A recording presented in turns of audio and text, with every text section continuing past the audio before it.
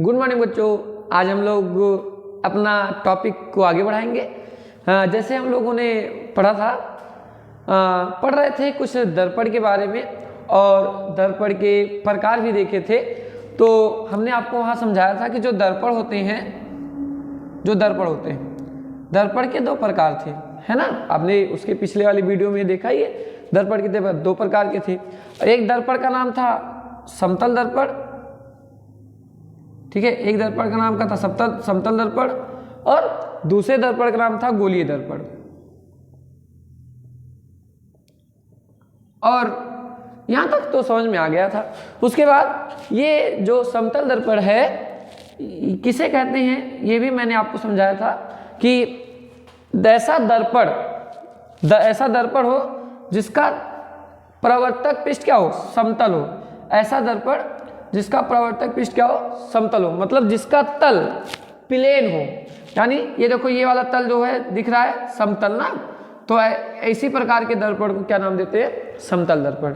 ठीक है, हमने ये अध्ययन कर लिया है कि समतल दर्पण किसे कहते हैं, दर्पण कितने प्रकार के होते हैं। आज हम टॉपिक को थोड़ा सा आगे बढ़ाएंगे। हमारा टॉपिक होगा इस समतल दर्पण पर कि समतल दर्पण के गुणधर्म, मतलब हम लोग जानेंगे कि समतल दर्पण की क्या खूबियां हैं, हम लोग समझेंगे समतल दर्पण के गुणधर्म।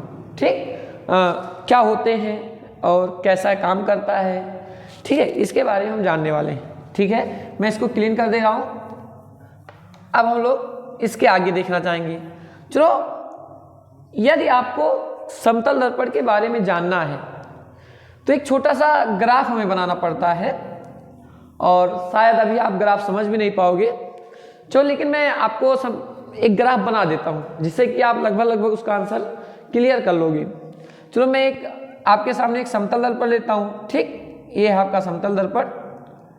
ठीक है, अब देखो, इसमें कुछ चीजें आप नहीं समझ पाओगे अभी, कारण है क्योंकि ये मुझे बाद में पढ़ाना है, लेकिन मैं आपको दिखा देता हूं कि होता कैसे है।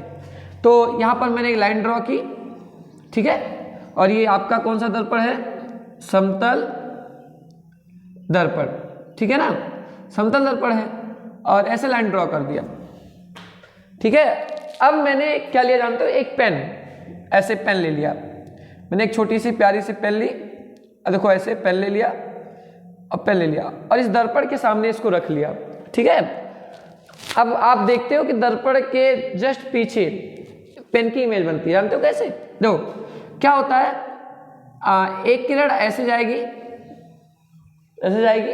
और ऐसे टकराने के बाद वापस रिटर्न हो जाती है।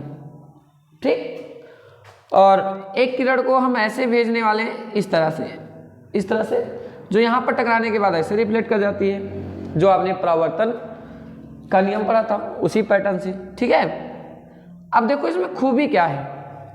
इसमें खूबी इस बात की है कि वस्तु से दो किरणें निकली, एक ऊपर वाली एक नीचे वाली, लेकिन दर्पण के टकराने के बाद देखो, यहाँ ये टक्कर मारी तो ये वापस हो गई, ये टक्कर मारी तो ये वापस हो गई।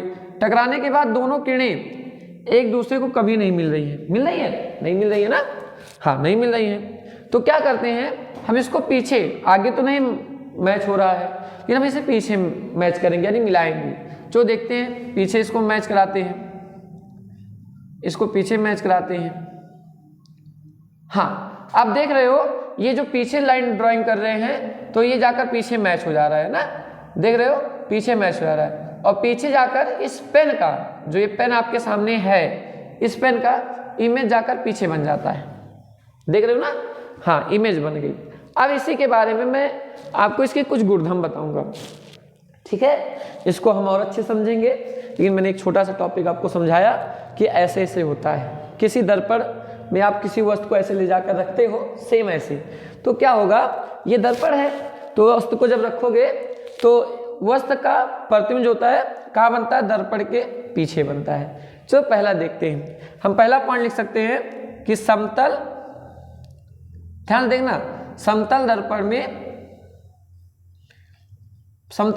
अच्छा प्रतिबिंब बनता कहाँ है, दर्पण के पीछे। तो ये मेरा पहला पॉइंट हुआ, समतल दर्पण में वस्तु का प्रतिबिंब वस्तु का प्रतिबिंब कहाँ बनता है? वस्तु का प्रतिबिंब दर्पण के पीछे। अब देख रहे हो ना, दर्पण के पीछे बन रहा है, कोई दिक्कत है? बन गया, बहुत अच्छे। देखो एक डायग्राम समझ गए, आपको आंसर आ गया। अच्छा, दूसरी क्या खूबी देख रहे हो इस डायग्राम में? जानते हो क्या खूबी है? तो पेन जैसी थी वैसे वहां बन रही है, अर्थात जो उसका ऊपर वाला हिस्सा था ऊपर वाला है, जो नीचे वाला हिस्सा है वो नीचे वाला है। अर्थात किसी दर्पण के सामने यदि हम इस पेन को ऐसे ले जाते हैं तो जो इसका इमेज बनेगा तो दर्पण के पीछे तो बनेगा ही, ऐसे बनेगा, ठीक। लेकिन ये जो ये नीचे ब्लैक वाला है, पेन की नोक उसमें भी नीचे ही बनेगी, और जो इसका हेड यानी इसका सिर है ऊपर है तो ऊपर ही बनेगा। यदि मान लो इसको एक्सचेंज कर दिया इस तरीके से, तब इसका प्रतिबिंब तो कहाँ बनेगा? तो ये वाला हेड इसके ऊपर बनेगा और ये वाला नीचे बनेगा। इसका मतलब वस्तु आप जैसे रखते हो दर्पण में वैसे ही उसकी इमेज बनाकर देता है। अर्थात हम हमेशा समतल दर्पण देखो, समतल दर्पण प्रतिबिंब कैसा बनाता है? तो समतल दर्पण प्रतिबिंब कैसा बनाता है? सदैव सीधा बनाता है। सीधा मतलब आप जैसे इमेज को रखोगे उस तरह इमेज को बना देगा। समतल दर्पण प्रतिबिंब सदैव सीधा बनाता है, ठीक है ना, हमेशा सीधा बनाता है। आप देख रहे हो सीधा ही तो बना है, ठीक है, बहुत अच्छे। तीसरा पॉइंट क्या है? अच्छा, तीसरा क्या हो सकता है? हाँ देखो, एक बात और देखो, क्या ये दोनों किरणें एक दूसरे को वास्तव में काट रही हैं? नहीं सर, वास्तव में नहीं काट रही, ये दोनों तो ऐसे चली जा रही हैं। लेकिन हमने क्या किया? पीछे इसको ड्राइंग किया। इसका मतलब जानते हो हमने क्या किया? कल्पना की। क्यों हो सकता है पीछे कट जाए, है ना? इसलिए कहा जाता है कि जो हमने कल्पना की है, इसका मतलब प्रतिबिंब वास्तव में नहीं है, यानी प्रतिबिंब कल्पना से बनाया गया है। अर्थात हम कह सकते हैं समतल दर्पण प्रतिबिंब आभासी बनता है। प्रतिबिंब कैसा बनता है? आभासी। प्रतिबिंब आभासी बनता है, आभासी का तात्पर्य हो गया कि हमने माना, यानी कल्पना की, यानी काल्पनिक है वो काल्पनिक है, वास्तव में नहीं है, वो दर्पण के पीछे है, काल्पनिक है। इसलिए मैंने कहा समतल दर्पण प्रतिबिंब आभासी बनता है, ठीक, कोई दिक्कत नहीं है। अच्छा, 4 नंबर हमने जान लिया कि दर्पण के पीछे बनता है, समतल दर्पण पर सदैव सीधा बनाता है, समतल दर्पण में प्रतिबिंब आभासी बनता है।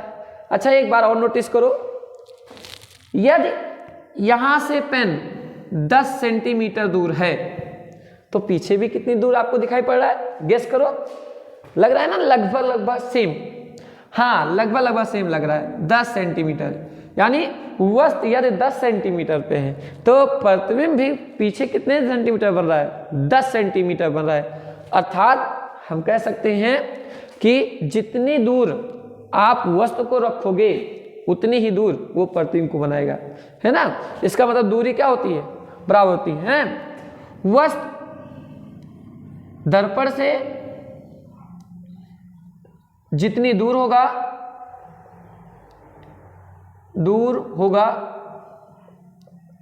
उतना ही क्या होगा? उतना ही दर्पण से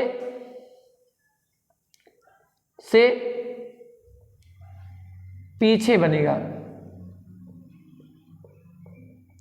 ठीक है, उतना ही क्या होगा? वह दर्पण से पीछे ही बन रहा है, ठीक। हाँ, ये भी बात समझ में आ गई। अच्छा देखो, मैंने आपको केवल एक ही डायग्राम में पूरी कहानी बता दी, जितना भी गुण है आपके सामने प्रेजेंट है, मात्र एक डायग्राम में, देख रहे हो ना? हाँ, एक लास्ट और इसकी एक प्रॉपर्टीज और देख लेते हैं, 5वां।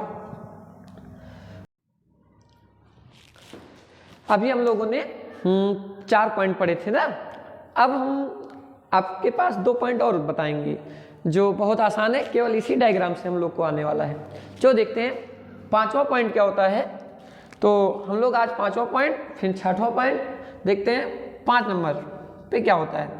अच्छा, इसी ग्राफ को देखो, मैंने इससे पहले भी 4 प्रॉपर्टीज बताई जो इसी ग्राफ की थी, फिर वही बताने जा रहा हूँ उसके आगे का। देखो ये वस्त है। अच्छा देखो जितनी बड़ी इस पेन की हाइट दिख रही है, हाइट क्या उतना ही बड़ा आपको ये इधर जो इसकी फोटो बन रही है उतना ही दिख रहा है। यदि ये 2 मीटर की है तो आपको यहाँ पेन कितनी मीटर की दिखने वाली है? 2 मीटर की। देखो जितनी हाइट इस पेन की है उतनी हाइट उसके पीछे बन रही है ना। इसका मतलब कह सकते हैं समतल दर्पण में प्रतिबिंब का आकार कैसा होता है? प्रतिबिंब का आकार वस्तु के बराबर होता है। देख रहे हो ना, प्रतिबिंब का आकार किसके होता है? वस्तु के बराबर होता है ना। ठीक है, हाँ बहुत आसानी से डायग्राम देख लिए, अब आंसर भी ले लिए। अच्छा एक और लास्ट देखते हैं अपनी प्रॉपर्टीज। अच्छा मान लो कि एक कोई व्यक्ति है ये, जिसकी हाइट कितनी है? मान लेते हैं 5 फीट है। कितनी है? 5 फीट। ठीक है, कितनी होने वाली है? 5 फीट इसकी हाइट। भाई 5 फीट बन जा, 5 फीट का हो जा आप भाई, 5 फीट की है। ठीक है, और यदि इसको समतल दर्पण में अपना पूरा प्रतिबिंब बनाना है तो कितने हाइट का दर्पण होना चाहिए? ये हमारा क्वेश्चन है।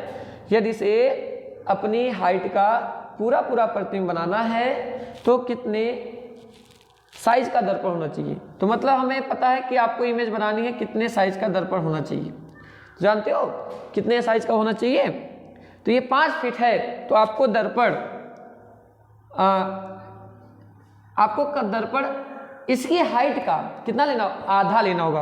अर्थात 5 फीट है तो हम 2.5 फीट लेंगे। ये 2.5 फीट आपका दर्पण होगा, तब इस बंदे का जो बंदा है इसकी इमेज इस दर्पण में बन जाएगा, पूरा बन जाएगा। ठीक है, जैसे आपको अपनी हाइट का पूरा प्रतिबिंब बनाना है तो जितनी आपकी हाइट हो माप लो और अपने हाइट का आधा जाकर दर्पण ले आओ, तो क्या होगा? आप अपनी पूरी इमेज को उस दर्पण में क्या करोगे? देख लोगे। ठीक है ना। ये हमारा लास्ट पॉइंट होगा है? किसी वस्तु का पूरा प्रतिबिंब बनाने के लिए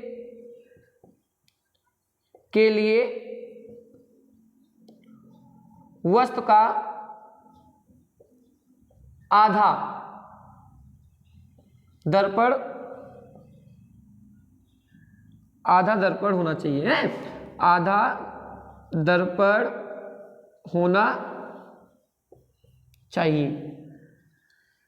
समझ गए ना? मतलब हम क्या कहना चाह रहे हैं, इस बात को समझिए आप। जैसे कि 5 फीट का है तो आपको 2.5 फीट का दर्पण चाहिए। यदि मैं 10 फीट का हूं तो 5 फीट का दर्पण चाहिए। यदि वो 20 फीट का है तो उसे 10 फीट का दर्पण चाहिए, तब उसकी पूरी इमेज बन पाएगी। ठीक है ना।